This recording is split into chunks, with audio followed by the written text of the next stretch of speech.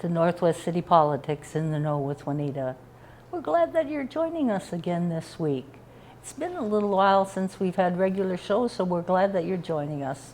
We're always happy for people like you, people that are interested in what's happening in the cities in our area.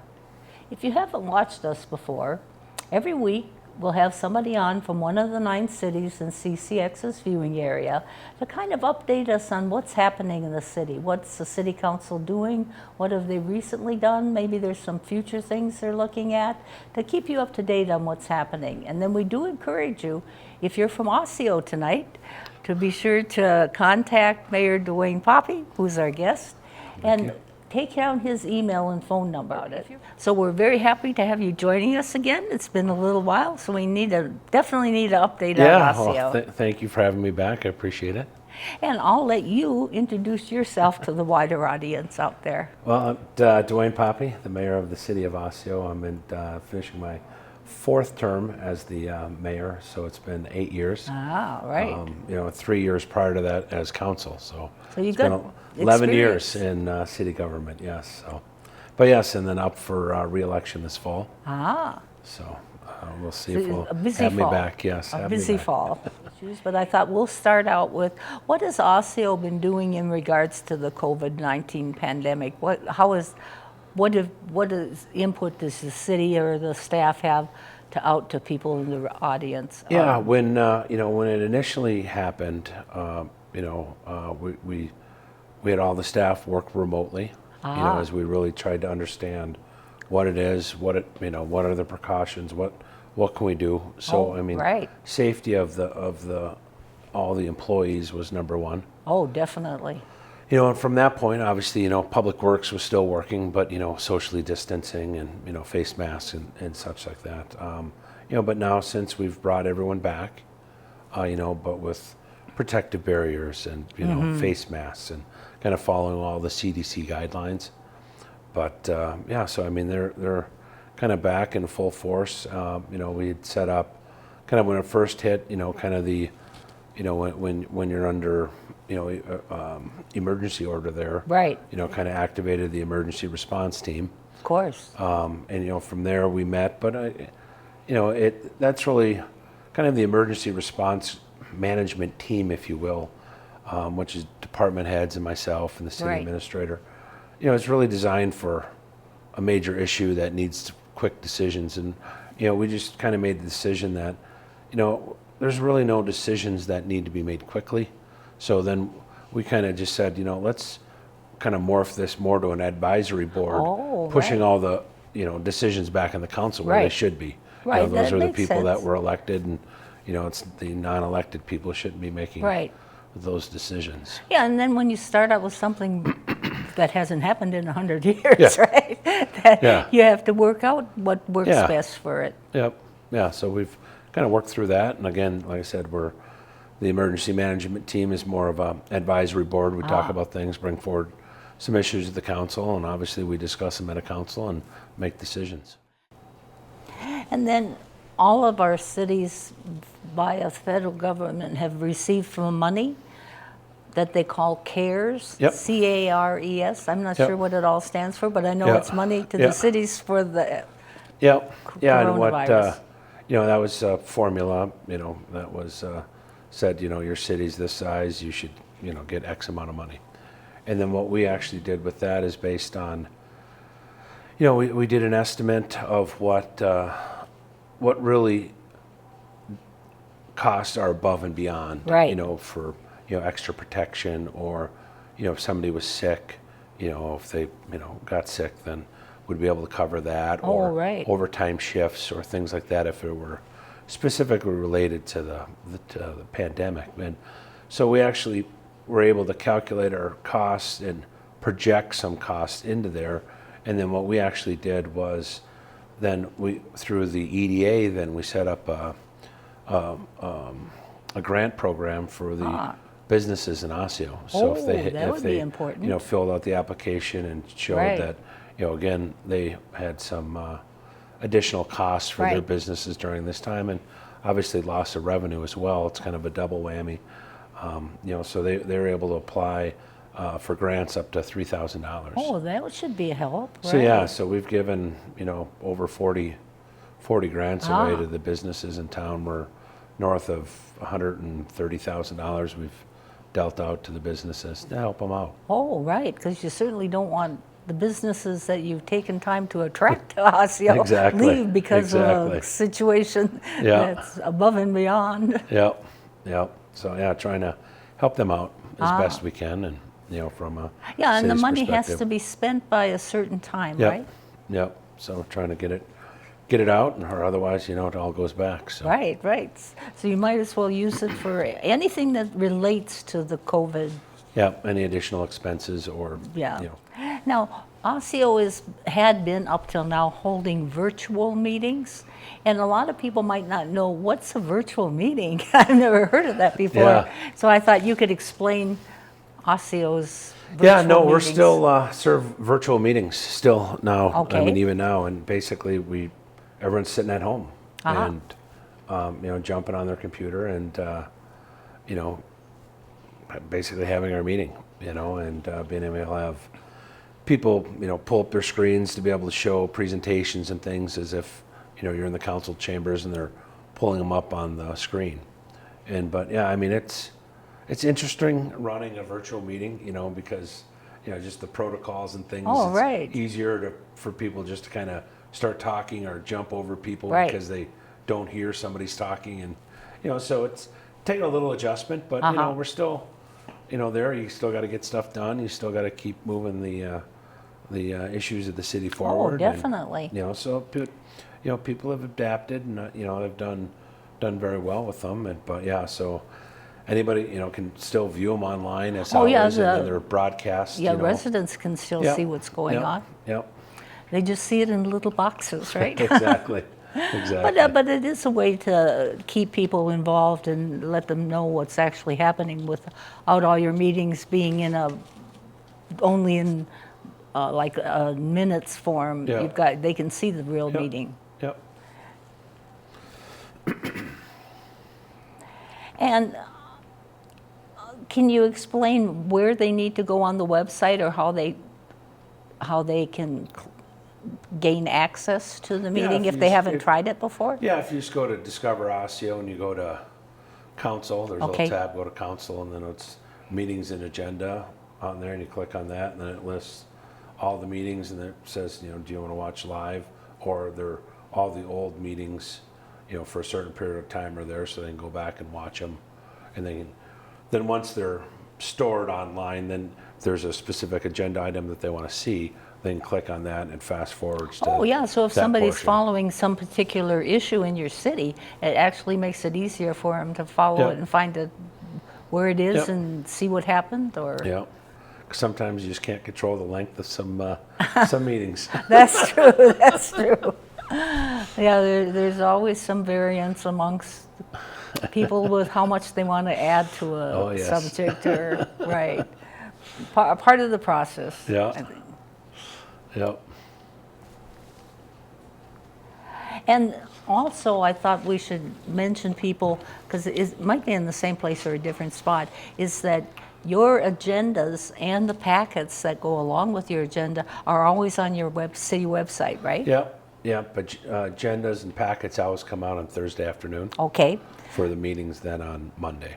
Okay, so you have all weekend to review the packet and seek additional information either on Friday or on Monday if you need clarification. So you can come to the meeting and understand what the issues are and be able to vote and express your. And then the residents, if they have a special issue they're following, it makes it easier for them too, because they can follow it, see where it is on the agenda, and figure when they need to plug into it. Yep. Yeah, and then always too is it has just the agenda and then the full packet, so you don't have to download because the packets can be massive. Oh yeah, and you might not want to see all of it, but then you can go to the subject you're looking for. So people can still keep following issues that the city council is dealing with, just a little different way. Oh yes, yep. Like in a lot of cases. What kind of feedback have you gotten from residents about doing virtual meetings, and what do they think about them? It's been mixed. Uh-huh. Some people, and they're just fine with it. Some people, express concern that they feel that the residents' voices aren't as heard as readily as that, because even though people can submit comments from the floor, right, they don't have the ability to stand up there and have their tone, their expression be kind of seen and heard. It's basically reading an email. Oh, sure. The impact wouldn't be as great as when you're doing it in person. Yeah. COVID-19 pandemic has caused a lot of cancellations. Maybe you can mention some of the things that have had to get canceled for Osseo. Yeah. I mean, a number of them. It started way back with the Easter egg hunt. Oh, right. Way back in the spring. Yeah. And there was the foreign car show that's in May, along with the citywide garage sale and craft fair. And then you had all the sports programs for the youth sports programs, which, it's kind of that catch-22 of having programs or not having programs, and the kids are at home. You want to be able to offer these things, and now and so I mean that was a really hard decision to kind of shut that down. Then you had a lot of the movies in June were canceled. And you had some of the music acts canceled. And obviously Lions Roar is the big one. Oh, right. Yeah, that was a big one. Yeah, that'd be next weekend. Right. That's kind of, we joke, the official end of summer, because kids have started school, and then, you kind of have the last hurrah. Because State Fair typically is done. Right. No State Fair, but State Fair's done. Kids are back in school, kind of the last hurrah. Celebrate. Yeah, now it's time to kind of buckle down and get ready for winter. So that was canceled, which, was pretty disappointing. Oh, yeah. And then, we're still looking at Mini Dazzle. And trying to I think, we can probably socially distance that enough. So we want to be able to, we haven't made a final decision on that, but we're trying to think. I mean, people can, if you're bundled up, with face mask on anyway, and neck gaiters and scarves, and you're kind of have your face mask on already anyway, and it's cold out, and so that one hasn't. Our Night to Unite, that's usually in August, right, and then we push that back until October, and then I think we've just said, it's going to be difficult, because a couple years ago we've transitioned into having a citywide. Oh, right, I remember. Right. So I mean, we brought everybody to City Hall. We had food there. All the police, fire, public works equipment so there. So you could learn about what's happening. And then we had bands, and so we had everybody together. It was a great community event, and we just said, it just doesn't make sense to bring everybody together this year. So we just said, if people want to do Night to Unite and the new date in October, and then you can have individual block parties. Oh, and certainly. that's fine. Get together with your neighbors. Get small enough. Yeah. And you've started doing some organic recycling in Osseo. If people want to sign up for it, who do they contact? How do they? Our garbage hauler, Randy Sanitation. Okay. I mean, we started that program a couple of years ago, but we're continuing to build that, because biggest thing is getting all the organics out of the landfills. Right. Because most of that can be recycled. I always joke, if you can throw it down your garbage disposal, right, it could be recycled. And they actually take a lot of that organic waste, and they can make natural gas or energy out of it. Oh, yeah, it can be a useful. So those are things I know that looking at from a county level, that they're looking at some of those renewable resources from the organic waste. So, I mean, we've got a program, and it's free to along with your garbage. Right. You get little, basically blue bags, and you just throw them in with your garbage, and then they just kind of take care of it. So it's an easy program to do. Yeah, it's they do a great job, and we're have some brand awareness kind of stuff with it, and some advertising, trying to make people aware that it's an option. Don't scrape your stuff in the garbage. Think about, okay, maybe I can. People are moving more and more into being greener, right? Yeah. So Osseo's doing its part, right? Yeah, just everyone does a little bit. It'll be a lot better in the end. And I think there was information in your newsletter about the organic. Yep. Yeah, and I think there's probably some some on the things website that as well. You can put in, and some things they don't want you to put in. Yep. So. Yep. Yeah, there's a list, and there's all that info of the things that are best to recycle and not. And so it's something that people can choose. Your park and recreation programs, you referenced the fact that the sports activities got canceled. What are your thoughts about, or what kinds of discussions have you had about what kinds of programs you might have in the winter, or what might come up in the spring, or? From a city level, we really haven't ran many programs over the winter months. Those have all, because at that time they're in school, and that's true.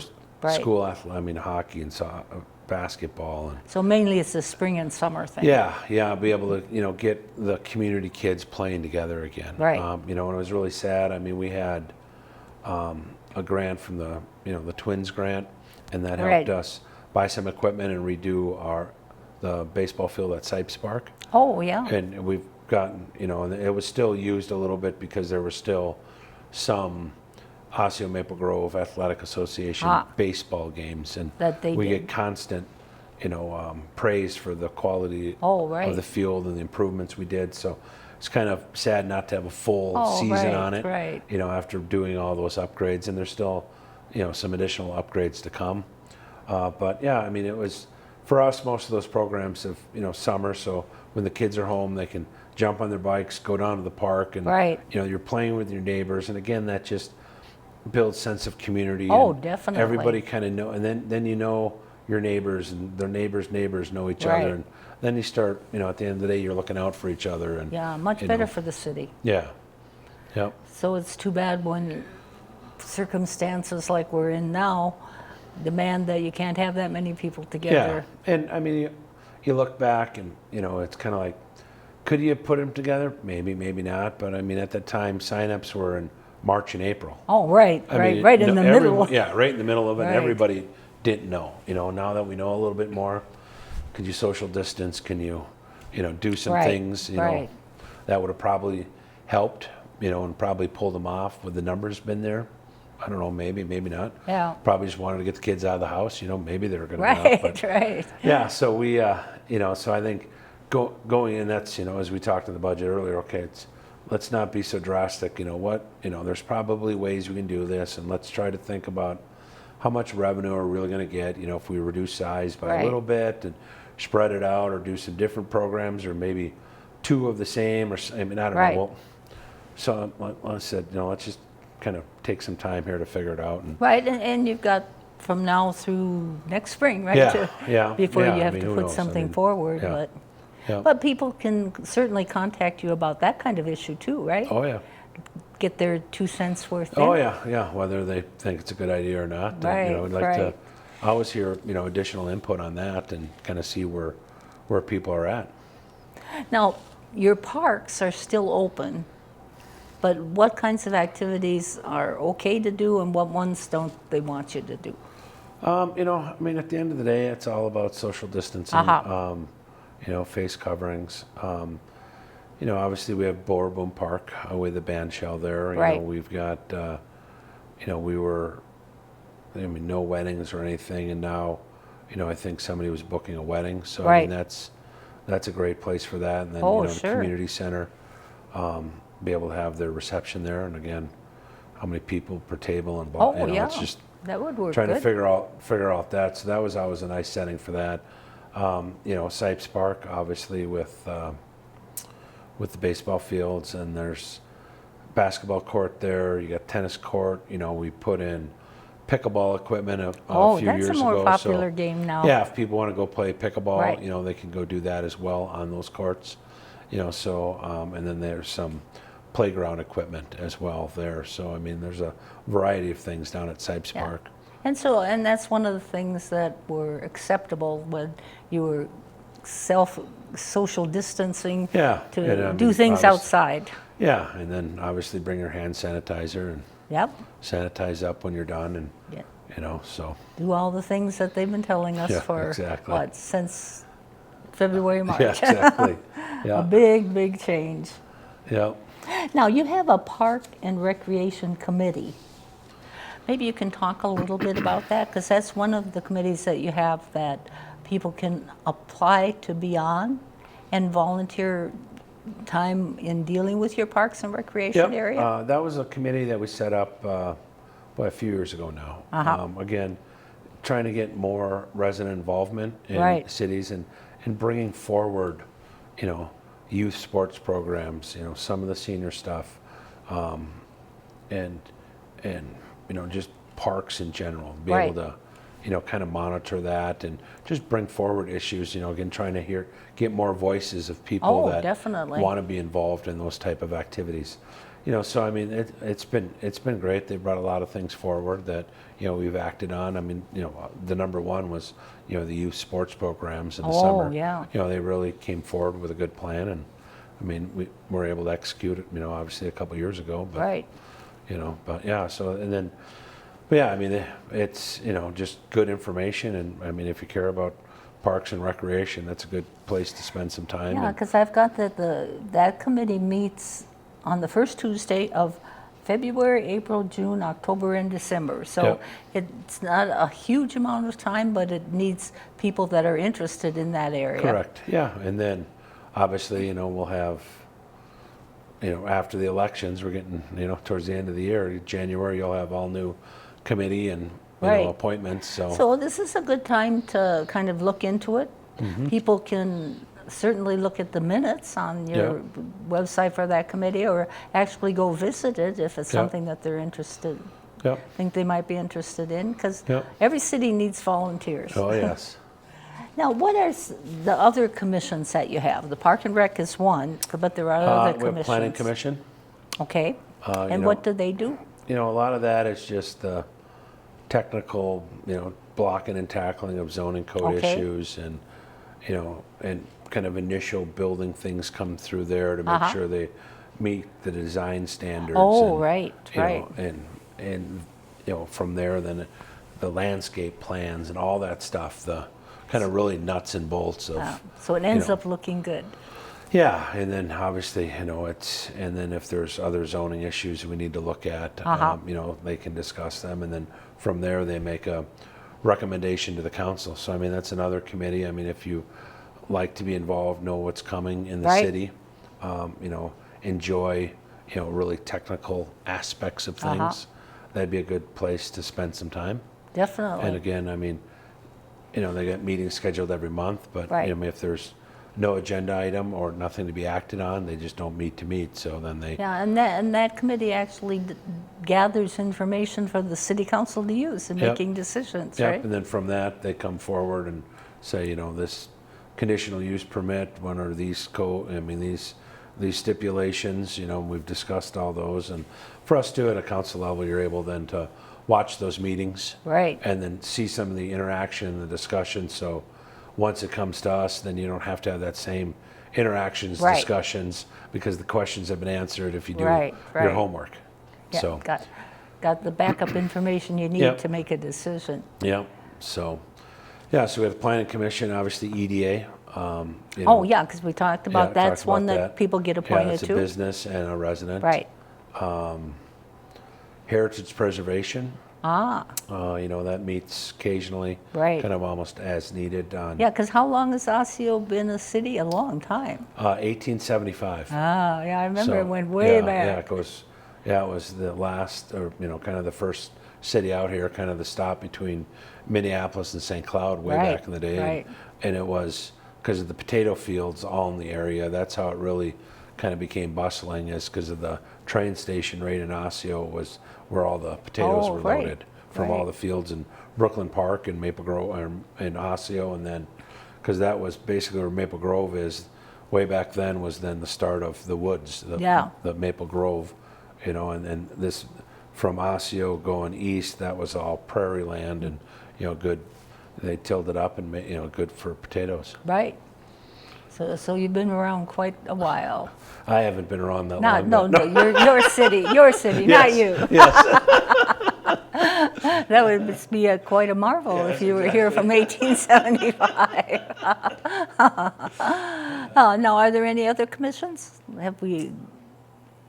I mean, some other little ad hoc kind of Okay. stuff, you know. And then there are lots of individual things that people could get involved in, like you were talking about some of the activities at the park. Yeah, or like activities at the park, Mini Dazzle, Night to Unite. Right. I mean, there's a lot of city events. I mean, Lions Roar, when that, the Foreign Auto Car Show and Craft Right. Fair. I mean, you go down the list and there's all always... of those lists, all Yeah. of those events need people to volunteer for 'em. Yeah, we're always looking, you know, because I mean, for this stuff to get pulled off is, you know, it takes an army sometimes. Right, You know, and we right. need an army of volunteers to help us out, and that's what makes everything run smoothly. Oh, definitely, and makes it adds to the whole community and the feeling that you belong to somewhere. Give you that sense of place. Right. So we'll encourage those of you out there to dip into the different commissions and see if there's something that attracts you when you have the time. And then I thought we should give people a little update on elections, because November 3rd is an important date. There's going to be a lot of elections, but the people can start early voting if they want to, absentee voting. Yep, you can mail those in. I know a number of people, obviously, don't feel comfortable going to the polling places. Right, given the year that we're going through. So I think you're going to see high, you know, mail-in More votes. than more than in the normal. past, because I've got a little note for myself here that early voting you can start on September 18th. That's not very far away now. Yeah, no, not anymore. Yeah, So the process is that you can contact the Minnesota Secretary of State site and get an application, or you can go to City Hall and get an application. Yeah, So you have City to Hall. apply to do the ballot, and then when you get the ballot, make sure it gets into City Hall before Election Day. Is the important part. And then there's going to be League of Women Voter meetings. Yeah, I just saw that come out. That's in October at the Osseo City Hall.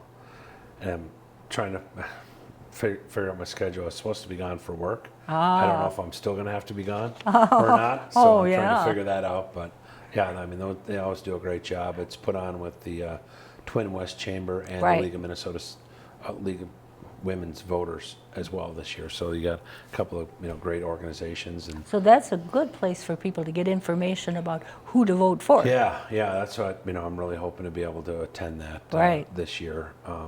Since we've got other people that again. Like and then that will be televised. So when watch in October, because that's when it'll come. Correct. Kind of the middle of October, probably. Yeah, it was the 18th, I think, is what the day was. It's the 3rd.